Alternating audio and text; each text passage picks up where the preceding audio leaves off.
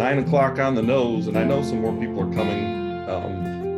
So I'm just going to jump right in if you guys are okay with that. And first of all, let's, if you just add your name and your position and your district in the chat, that would be great. And then I'm going to, if it's okay with you guys, I'm going to ask you to introduce yourselves, even though you're putting your name and your information in there. Just quickly, just your name, the school you're from, and maybe your position, or at least what you do in the area of career tech. So the first one on the top of my list is Chelsea. Go ahead, Chelsea. Good morning, everybody. Happy to be here today. I'm Chelsea Canterbury. I am a program specialist in the Office of Career Technical Education. I work with our job training coordination programs, career-based intervention, and middle school. Great. And Dan, go ahead. Morning, everybody. My name is Dan Burke. I work for Columbus City Schools. I'm a transition coordinator at Fort Hays Career Center. I provide IEP support for students in both the health and art programs. Thanks, Dan. Aaron. Hi, everyone. I'm Erin Curtis. I'm with SST 11, focusing on special education. Thank you. Sarah. Hi, I'm Sarah Law. I'm a transition coordinator for Southwestern City Schools. Our district has a transition coordinator at each of our 5 high schools, and then I work throughout the district. So I'm working with them to make sure that we are providing kind of equitable services across all of our high schools. And I work closely, I was a VOC before I was in this position. So I also work closely with our career tech programs and help coordinate for our JTCs. Thanks. Christina. Morning, I'm Chris Nagley. I work at Columbus Downtown High School as a transition coordinator for Columbus City Schools, and I work with IT, culinary arts, and cosmetology here at our school. Thank you, Chris. Steve. Good morning. I'm Steve Moran, and I work with Dave and Aaron at SST 11. I do mostly special education and transition, and when Dave was on his sabbatical, a little bit of the career tech stuff, but he's back, so we leave it to him now. Thanks, Steve. Sharon. Yes, my name is Sharon Brown. I work at Columbus Downtown High School as a VOC. I'm also a transition coordinator over at Afrocentric High School for Columbus City Schools. I am part of the public safety, manufacturing, early childhood education, and teaching academy programs here at Columbus Downtown. Thank you, Sharon. Caroline, we're just introducing, I see you got on quick here at the end. We're just introducing ourselves. Okay. Yep. Sorry. I'm Caroline, excuse me, Caroline Davis, Career Tech Director at Lancaster High School. Thanks. Dana. Good morning. I'm Dana Anderson. I supervise main campus programming here at Pickway Ross Career Center and also oversee the special services. Thanks, Dana. Forrest. Hey, good morning to everyone. I'm Forrest Kuhn.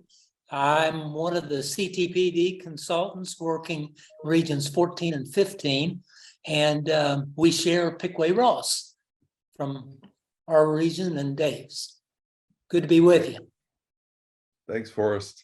And Carrie. Good morning, everyone. Carrie Scheider, Central Region Tech Prep Chief Administrator, and I'm happy to be on with you today. So I do have a picture of my my friends here at SST, and so Kim's not on today, but Kim is also a special ed consultant at the SST 11 and helps me out, and we've done several things together this year. So kudos to them for keeping me in line.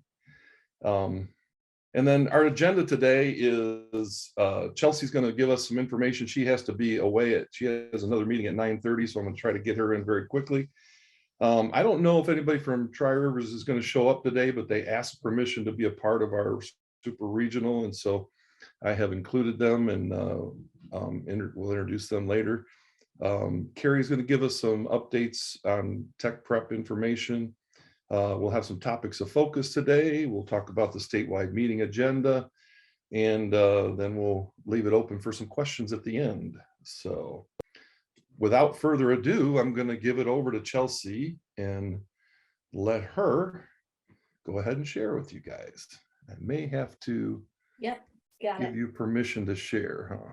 Oh, I don't have, it's all right. I don't have to share. I'll just talk and we'll sort of Okay. run through some of the pieces in the toolkit. I think it'll be easier for everybody to kind of look at it at your own leisure. So I'm going to put the link in the chat here so you can take a look at it. If that one doesn't work, I'm going to put another one in here. And if that doesn't work, I sent it to you guys through the super regional email. So you guys probably have it in your email box already, along with the slides for today. So if you don't like the way we're going through the slides and you want to look at it yourself, you can look through your email and you should have both of these documents in your email. Hey, Chelsea, that worked. So we're good. to go. Perfect. Awesome. Thanks, Dan. Yeah. All right. Well, so I'm going to talk today a little bit about the recently published Recruiting Special Populations into Career Tech Education Toolkit. It has been a project and a labor of love, 2 years in the making. We contracted with AIR to publish it. Those of you who know or have seen Becky Krantz, our Equitable Access Administrator in the office, this has really been her baby, her project in talking about how do we serve these students, how do we best meet their needs once they're in our building, so that we can also have a retention of special populations. So I'm just going to talk a little bit about what's in the toolkit and how you can use it. So the first thing is, we have to identify and define, what are these special populations as defined by Perkins.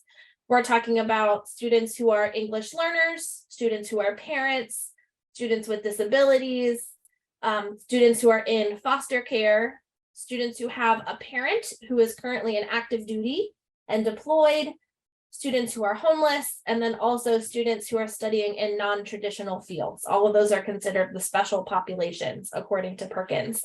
And traditionally, historically, they've been underserved and underrepresented in career tech as compared to the population. And this toolkit walks through several steps that districts and leaders can take to ensure equal access, but also that those students are successful once they enter into career tech. So the toolkit is set up with 3 strategies and then 2 tools. The first strategy talks quite a bit about data and the possibility of using the secure data center, or even looking at your report card data and demographic information, just to make sure that the students who are in your district are the students represented in your population at large.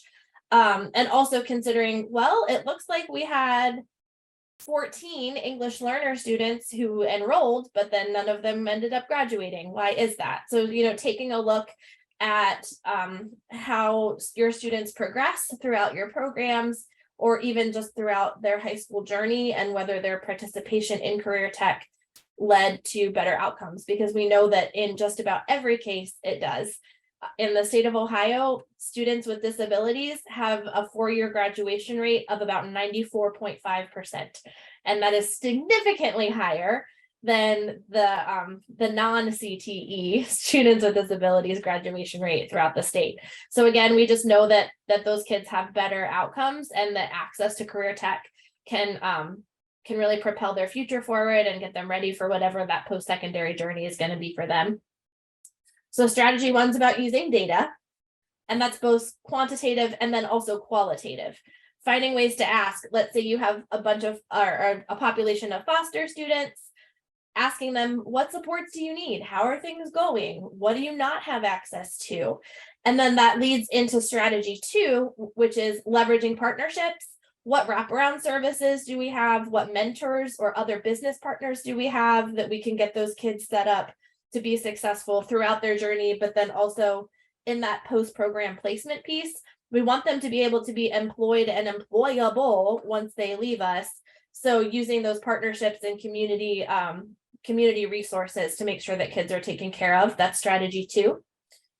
And then strategy 3 is about removing barriers for access. I know this is something that my department has been really pushing a lot in the last 2 years, and talking about how career tech education is public education. It is for everyone, and we can't have barriers or admission criteria or any of those pieces for kids to be able to access career tech. And that includes everything from disability status to credit deficiency. There have to be ways to work around the current barriers that exist so that those students who are most at risk have the supports and the additional training that career tech provides to help them be successful in whatever that post-secondary goal is for them. And that's strategy 3. Then the rest of the toolkit, and my absolute favorite part of it, is tool number 1. It just says it's basically a giant laundry list of resources, and they are all Ohio specific. They are all based on each of the special population groups, giving ideas. It's not specific necessarily to recruiting and retention. Some of the resources that are listed there can be used in the educational process, can be used by counselors or by teachers or by administrators. There's a whole bunch of options there. Awesome resources for meeting the needs of those specific groups of students. And then the last part is an action planning template. It's sort of asking district leaders to take a step back, put all those pieces together, look at their data, look at what wraparound services and partnerships they have, look at their current barriers, and then make a plan to ensure that those students who are most at risk or who are in those special population groups are able to access all of the benefits that career tech offers, and then make a plan for moving forward and making it a little bit better. So that's the special population toolkit in a very small nutshell.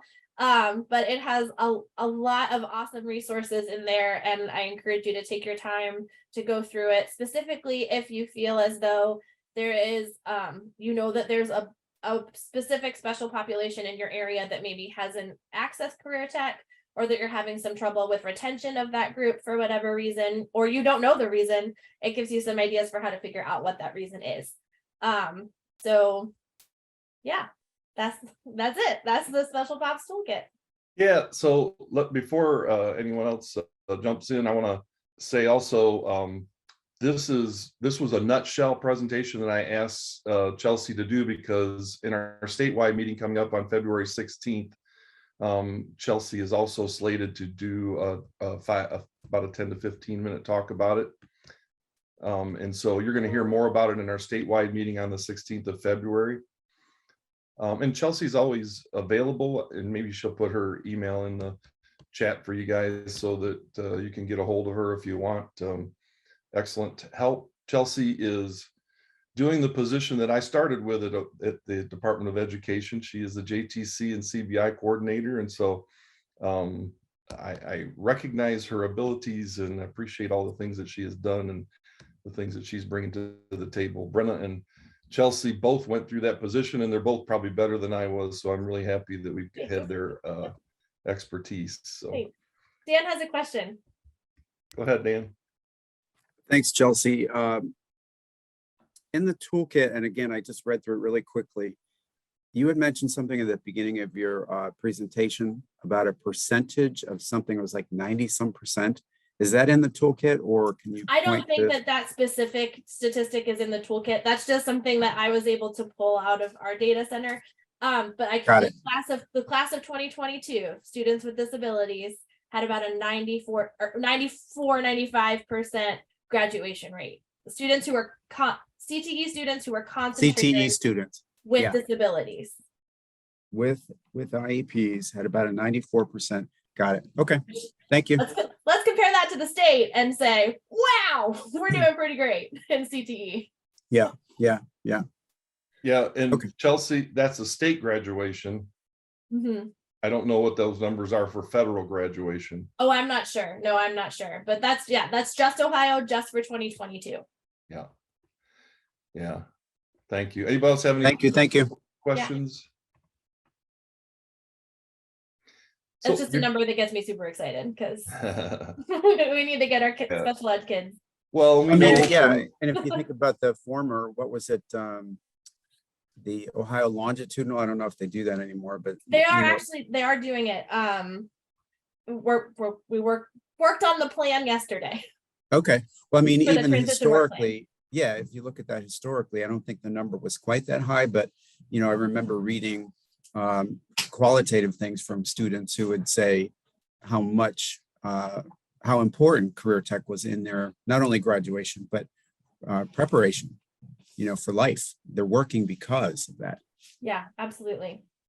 Dan, you beat me to the punch. I was just getting ready to talk about the Ohio longitudinal. And by the way, it didn't go away. It actually got expanded because of the statewide reporting now on that post-graduation success criteria.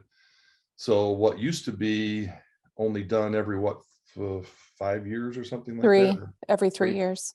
Yeah, what used to be done every 3 years is now basically going to be blown up into a much larger population because it's a requirement for everyone.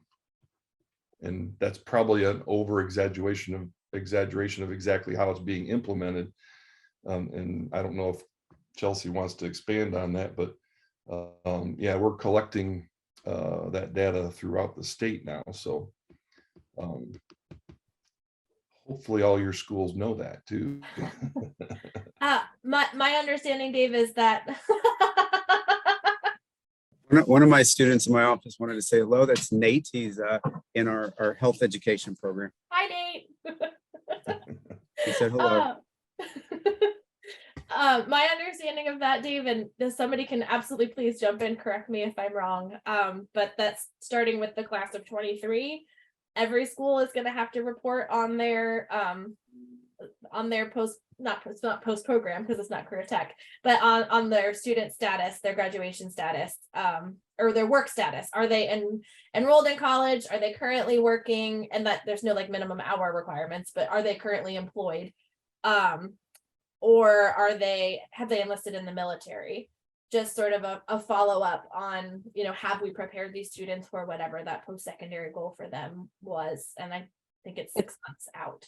You're correct. It's every student who graduates, not just students with disabilities. But the key piece for school districts to remember is there are certain questions specific to students with disabilities that they need to make sure that they ask. So it meets what used to be the OLTS. It meets that requirement.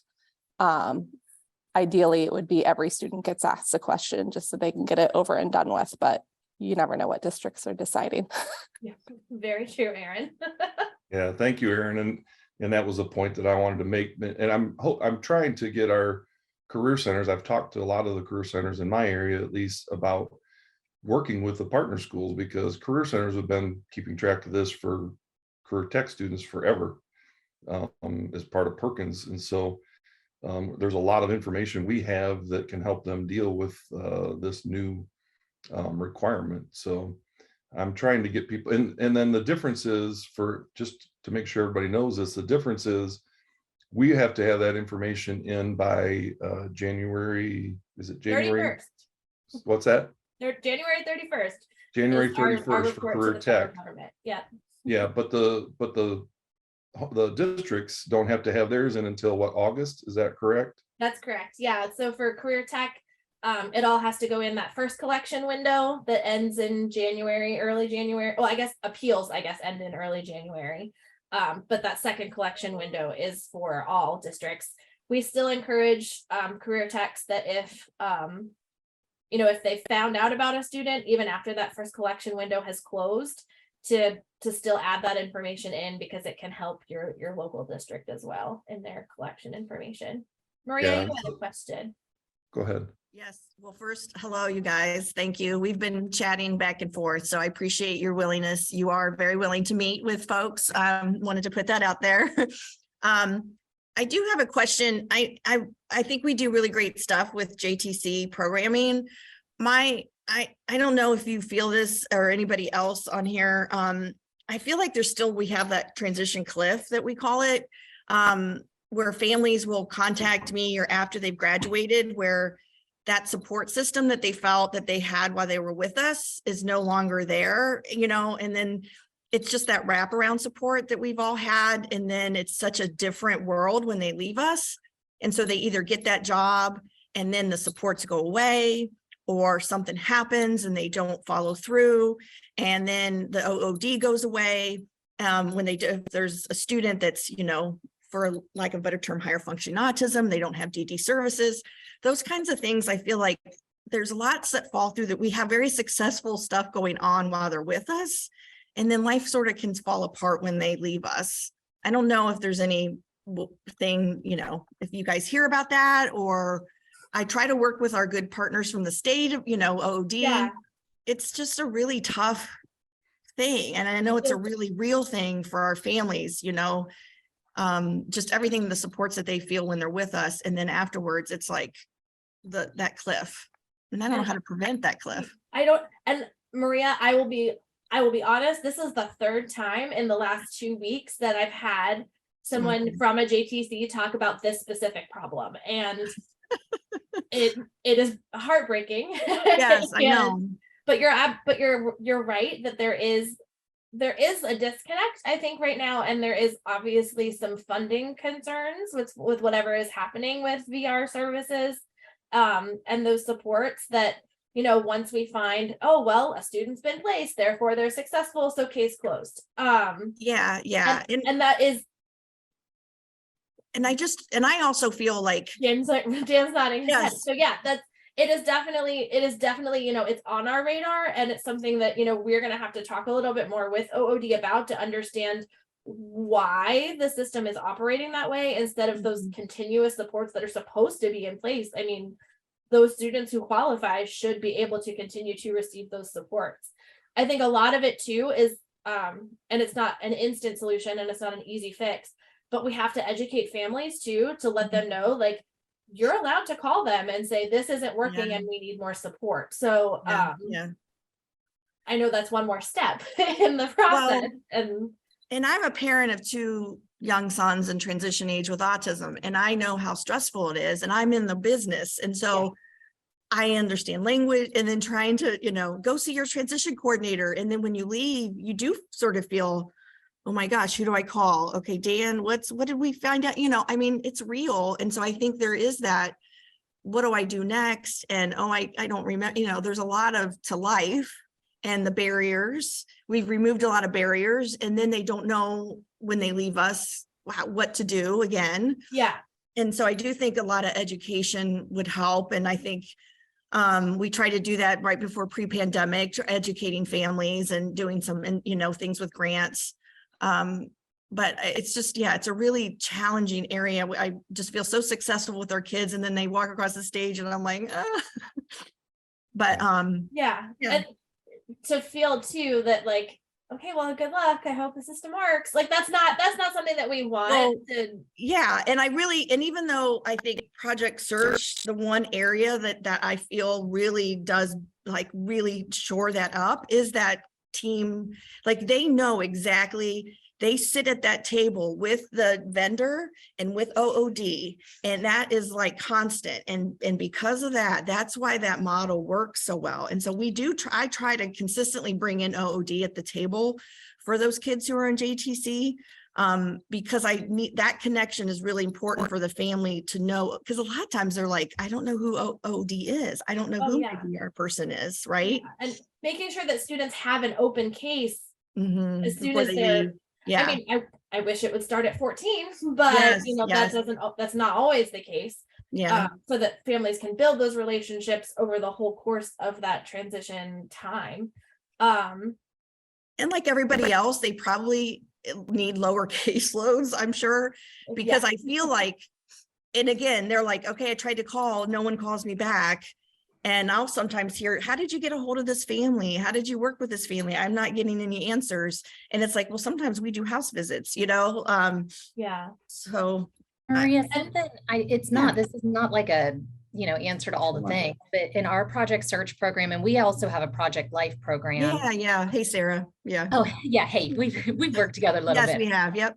So something that we've really focused on when appropriate is just starting job development earlier in the process. Our kids were doing kickoff meetings in March. Of course, I've suggested that too. Yeah, I like that idea. And I've even suggested like pushing kids out to do the community-based assessments early. I said, we will excuse that in school because I want them to have those opportunities with support, and then for families to understand that process as well. So so this, while they're still with us, if you will, and so they can Right. kind of get those things rolling. I agree, Yeah. Sarah. Yeah, get them rolling, get that baseline so that everybody knows moving What's forward, going you know, where on, we're gonna yeah. be. Yeah.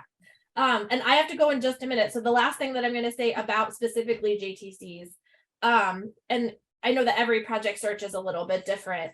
But the thing that we're really trying to work on with educating and moving forward as we develop the program is doing our very best. And this is a huge ask. And I know that it's not always going to be possible, but trying to get students in that community-based experience that is going to be a full-time, part-time supported position for them before they graduate. Yeah. So making one of those placements be the place that they will work.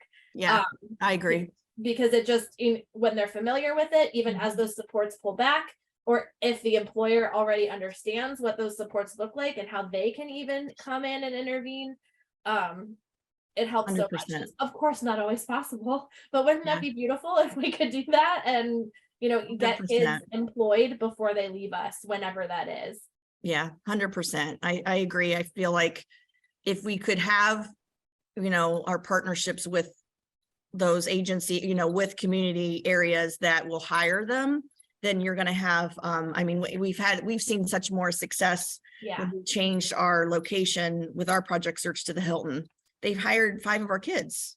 That's awesome. Yeah. That's awesome. So. Just Well, a thank you quick so plug. much, everybody. If you ever need anything, email me. I'll get right back to you, or we'll meet, or we'll do something. So Thanks, Chelsea. thanks, guys. Have a great Yeah, weekend. just a quick plug, self-advocacy, working on those skills with those students. And I know some of our JTC students are going to need assistance and support, maybe even their whole life, but a lot of them are capable of that self-advocacy when they know what to do, and especially teaching the supporters of those students what those areas of, how to navigate OOD and how to find the right resources. Those are such important details. Thanks for all that information there, Maria, and that good discussion. Yeah, this is great. This is a great toolkit, though. This comes right at the perfect time, actually. Yeah. Maria, go ahead and introduce yourself, because I think I Oh. missed you earlier. Yeah, I came in late. I'm Maria Angel with Columbus City Schools, and I help coordinate our JTC programs. We have 5 of them. We have an environmental services program, 2 programs, one at Grant Hospital, Riverside, Food Production Center, Life Care Alliance, and we have a project search at the Hilton. Okay. Yeah. And Tola, I missed you too. You came on a little later. If you want to pop in and introduce yourself. Hi, my name is Tola Francis Sanusi. I'm tech prep consultant. I work at Marion Technical College. Awesome. Thanks, Tola. I love her accent too. I'm going to have you present sometime just so I can listen to you. And so Carrie's going to laugh a little bit because I found this picture of her on YouTube. So just to give you a quick, she did an interview and it's kind of fun. I actually have a link to it on there. If you go to the slideshow, you can click on that link and it'll take you to that interview she did, which was really interesting.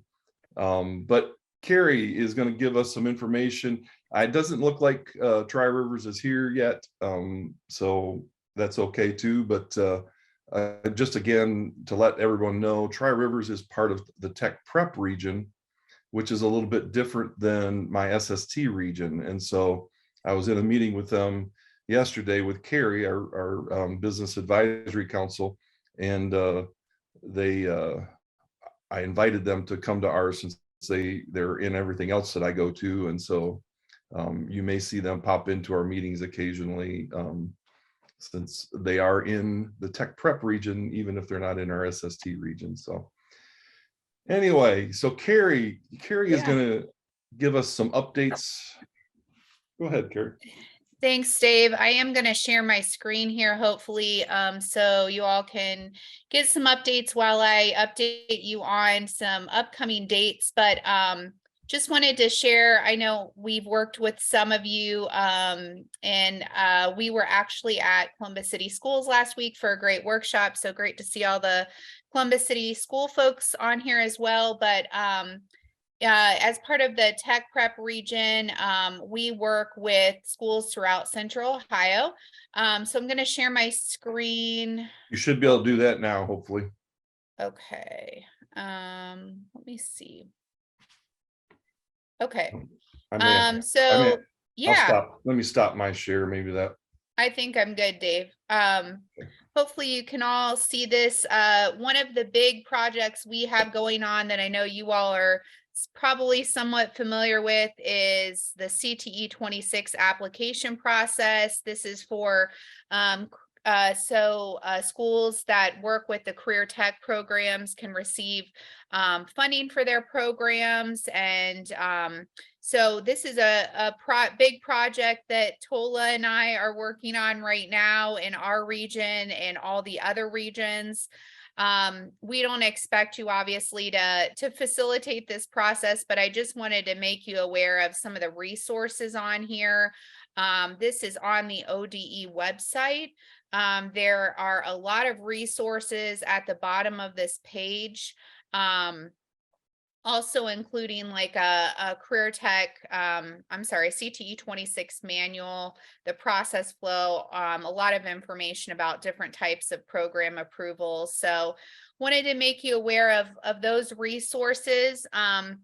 As you can see here, this is in legislation that all applications need to be submitted and approved by March 1. So we are in the process. I know Dave was in one of our workshops yesterday that we're working with a lot of the CTPDs and also partner districts in getting these applications submitted and approved. So any way that you can help us kind of convey that deadline, we want to make sure that all these programs get funded for the upcoming year. So that deadline is quickly approaching. In regards to CTE 26s as well, we do have a workshop with the Pickaway-Ross partner districts next week on Wednesday. So if you work with any of them, I'm sure they're already aware of it, but that's going on next Wednesday at Pickaway-Ross. So that is my first item that I wanted to share with all of you. We also have a couple other fun events coming up that hopefully I can share here. We have a Business Advisory Council workshop that's going to be coming up. The link is not up for that on our website yet, but it is in Eventbrite. And so I can send that out to our group. That workshop is designed not only for Business Advisory Council partners, but also for any business and industry partner that might want to be involved with getting involved with how they can work with the business advisory councils. That's going to be on February 2nd at Eastland Career Center. So we're excited about that from 9 to 12. I can share all these dates with Dave as well and get those sent out to you. Another item that kind of definitely relates to career tech. We have our quality program review workshop, our final one for our region coming up this week. And I'm going to just share here.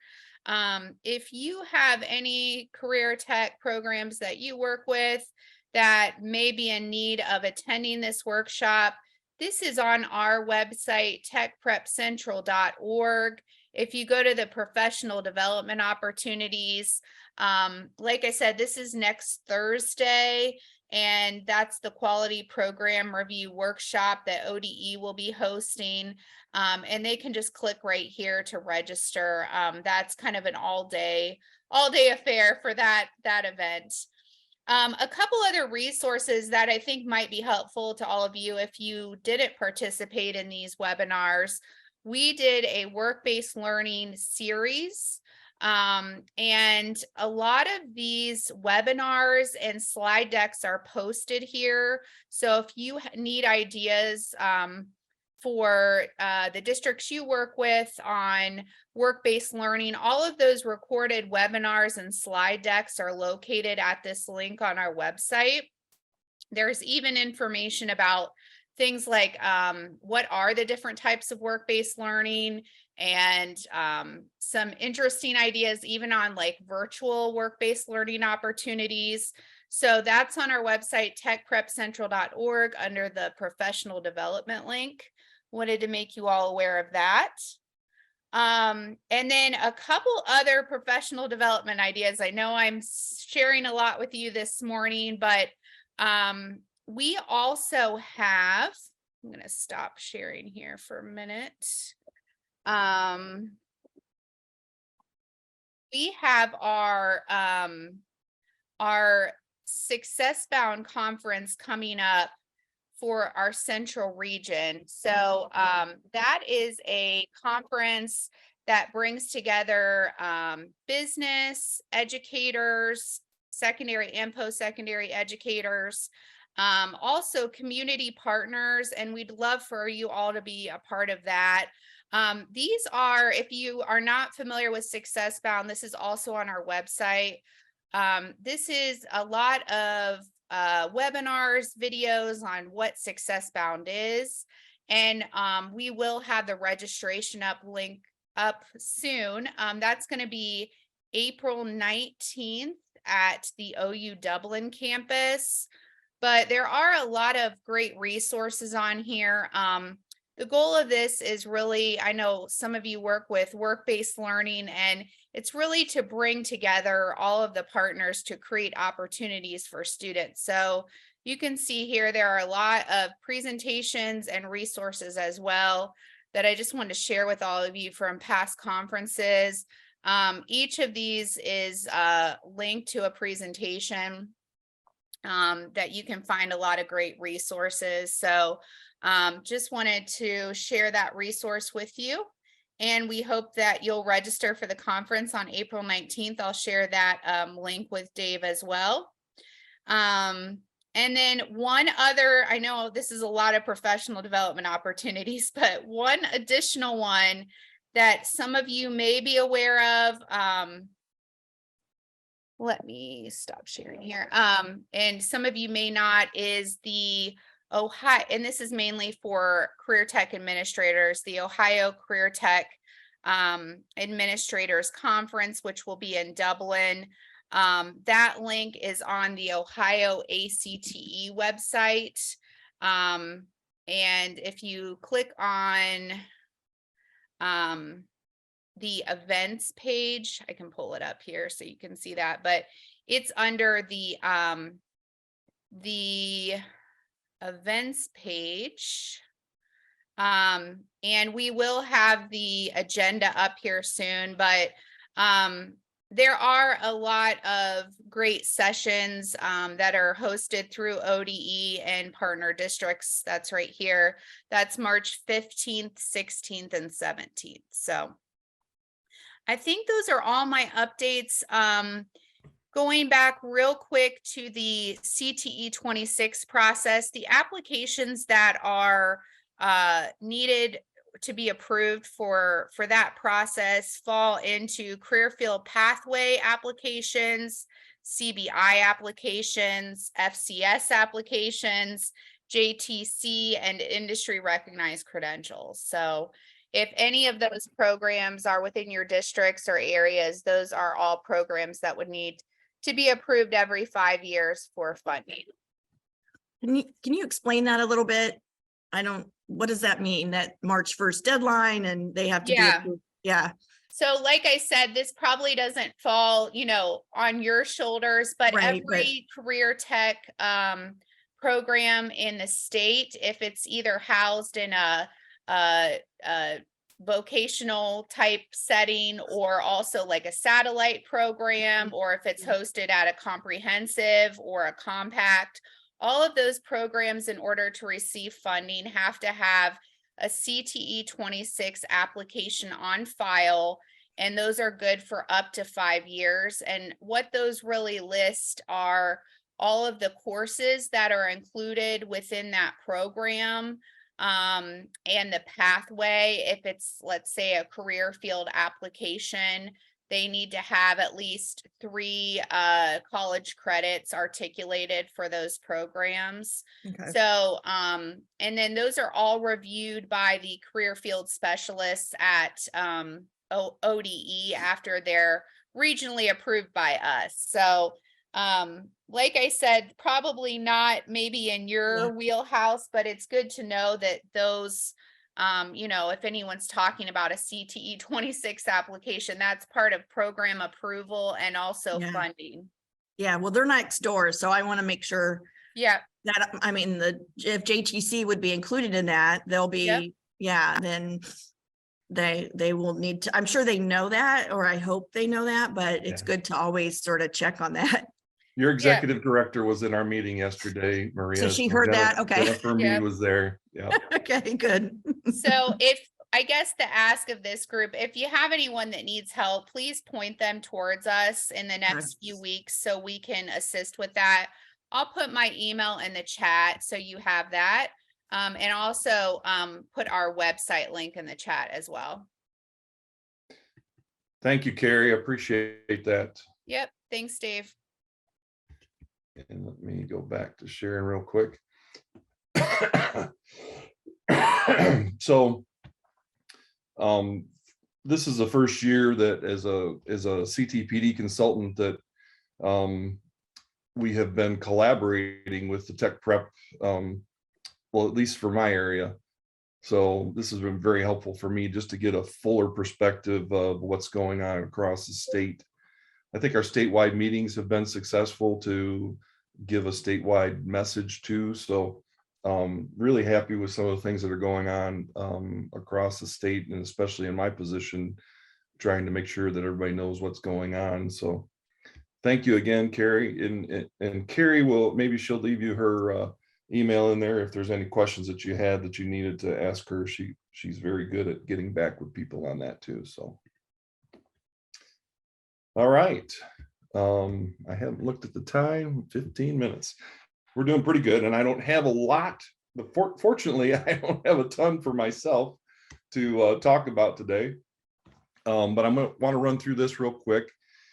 So when Chelsea was talking about that new document, it goes very strongly along with the self-review tool that we use to come in and talk to each of the career centers about how they're doing things and how they're serving students with disabilities. So some of you have already begun that process with me. If you haven't, I encourage you to encourage the people around you to help us get those dates. And I know some of you were trying to get dates with me and we haven't been successful with that yet, but keep trying and I'll keep trying, and we'll get those things set up so that we can get through that. It takes about 2 hours if everybody's at the table and if you've got a communication plan in place, because basically all we're doing is reviewing that plan and talking about the different processes that we're doing and how that's working, and whether there needs to be any changes in those things. Does anybody have any questions about that? All right, I'm going to go ahead and move on. So graduation tracking, all these things are things that we talked about in our last meeting that we're still talking about in our statewide meetings. I just like to bring them up again to make sure that everyone is thinking about the tracking, and then working with your partner schools to make sure that they're tracking those things well, and there's good communication back and forth between those, because that's a difficult thing, especially with our community schools and students that are homeschooled, which is it happens differently across all of the different career centers. And so just the bookkeeping part of those things just become really difficult. And so just encouraging you to focus on those things a little bit and making sure that all that communication is happening. And then the systems for tracking work-based learning, a lot of the career centers do a great job of it, but the partner schools that have career tech that are doing work-based learning, which is not a lot of them, by the way, some of them don't even recognize the importance of work-based learning, depending on what the communication is between the Career Center and that satellite school, or maybe that school that is under your CTPD, but maybe is getting their own funding, it's still the responsibility of the CTPD to make sure that they're doing all those things that they're supposed to be doing, because it is reported back under your CTPD umbrella. So encouraging you to make sure you're paying attention to those things. Driver's training, if anybody wants to jump in on this, it's last time we talked about driver's training, which was quite a while ago, there was a lot of confusion. It seems like things have gotten ironed out as to, at least, I just talked to Matt Wells yesterday and to make sure that I was correct in saying this, because if you remember, there was talk about some students that already had their driver's license not being able to claim that one credit. Well, they finally got that taken care of. And so if you have a driver's license, that's probably one of the number one things to getting a job. And so fortunately, they argued that out well at the department. And if your student has a driver's license, then they can claim that one IRC point credential, and that goes across all pathways. One? Only one? It's one, I know. I mean, agree. I have a kid that, I mean, do you know how long, I mean, OOD is great and fabulous that they pay for this training. My oldest is going through the training now, and I think it deserves more than 1 point. I'm just saying. You would not get an argument from me, because I said the same thing to them. Like 1 point for the amount of work. There's probably very few jobs that you don't need a license for, and so yeah, just the prep, just the amount of prep that they do for your to get the pre-license, and then and then you take that and you do an assessment at OSU perhaps, or then you go into with the vendor to do driver's training, and that's been like months. So it's not yeah, that's a shame. I would say. And I feel for you. I feel for you. I know that you mentioned earlier you have a couple children that are going through this probably, so I get it. I do appreciate at least though that they recognize that it's important enough to put in. And put in a point. Just also, they gave us a little bit, yeah. Yeah, they gave us a little. And just another reminder that, remember, if they're claiming that IRC, they can't claim the half credit for taking the class. Like if your school's offering a driver's training class, they can't do both. They have to do one or the other. So just wanted to make you aware of that. And then exciting news, Pickaway Ross is going to be our next showcase, which is going to be March 3rd. So rather than meeting online for our super regional, we're going to meet at Pickaway Ross on March 3rd. And I have 8:30 to 12 on here, Dana. I don't know if Josh talked to you about what time, because I can't remember what time I told him the other day. So that time may change, but I'm going to send that information out to you. And we will give you a little bit more information as to what Pickaway Ross will be showcasing in that visit out there. I already talked to Josh and some things that I was hoping that he would talk about. One of the things that we already are agreeing on is those of you who have changed your application process and changed how you are serving students with disabilities in the programs and in your academics, whereas maybe you were putting them in a classroom by themselves, but some of you have created an inclusion setting where they are including Pickaway Ross, where every student is in every program and academic. And so no matter what their disability, and I'll say multiple disabilities, they are in a regular classroom for their academics and their programs. And so I wanted this is the first year they've done it that way. And so I wanted to highlight them and then give them a chance to tell their story about how this is working out, some of the pitfalls, some of the struggles, but also some of the successes that are going on because of the commitment that they have made to do this. So I'm excited about March 3rd, and I think you guys are going to get some really good information from that. And then May 12th, we're also going to do a showcase. and the topic and location of that is not set yet. I have some people that I have begun that conversation with. But I feel like I want you guys to see what's going on in each other's buildings, because it's exciting stuff and you guys are doing great things, and each career center has their specialty. All of us are doing great things, but each career center has something that they do maybe just a little bit better than other people. And those are the things that I'm trying to highlight in these showcases. So yeah, so that is it for that. In the meeting coming up, we have the statewide meeting on February 16th. This is, I didn't ask permission. I just took this from my fellow CTPD consultants, but this is what our agenda looks like right now. It's not solidified yet, so this is just a tentative agenda. But Trumbull County up in Northeast Ohio is going to be presenting on their selection process and information on the self-review tool that they've gone through. We're still working on getting a compact. We decided we wanted to try to get a JVSD, a compact, and a comprehensive to all share their processes so that it covers everyone that's going to be in the statewide meeting. So we are working on some of those things still. Obviously, it has a CT26 and the quality program review information on here that we'll be talking a little bit about. And then, as I said earlier, and I know Ashley Miller is on now and she wasn't on earlier, and you missed a presentation by Chelsea Canterbury that you can look at the recording that I'll send out as soon as it comes available to me. But she is also going to present 10 to 15 minutes on that in our statewide meeting. So you're going to get that presentation on the 16th anyway. So all of that in a little bit of time, 6 more minutes to have any questions, and anybody wants to share any information with the group. Dave, I would just say to let everyone know that when you did the showcase up at Delaware County, I really appreciated it. So I do look forward to the Pickway Ross one. I think it'll be really neat.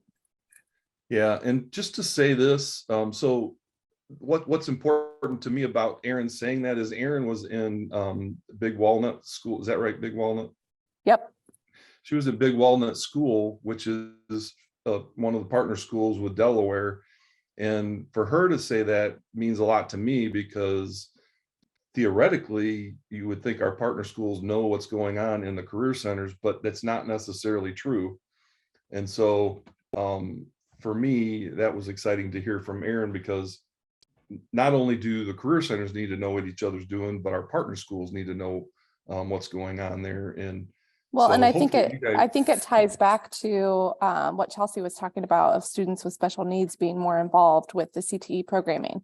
So with me and Big Walnut, I only did the special ed side of things. So I was all familiar with BOCES and services and supports, but I wasn't aware of the program. So it was really neat to hear what everyone was involved in, and how Delaware has, taken it upon themselves to try some new programming for seniors only, which I thought was really cool. Well, and also as our career centers are beginning to be more accepting of having students with disabilities in all programs, not just JTC programs. So there are a lot of things changing in that area too that are important. So someone wants to share? If there's something that you would love for us to talk about in our meetings, bring it up now, and then I'll make sure that I address it in our March 3rd meeting, or maybe even in our statewide meeting, depending on what it is and how it affects everyone. Any thoughts, ideas?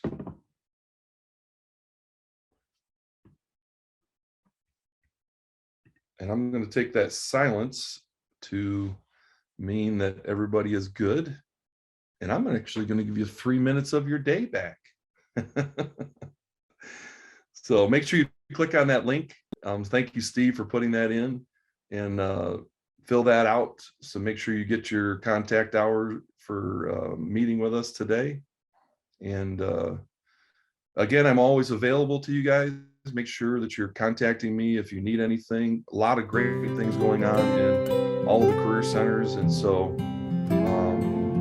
yeah, just let me know how I can help, and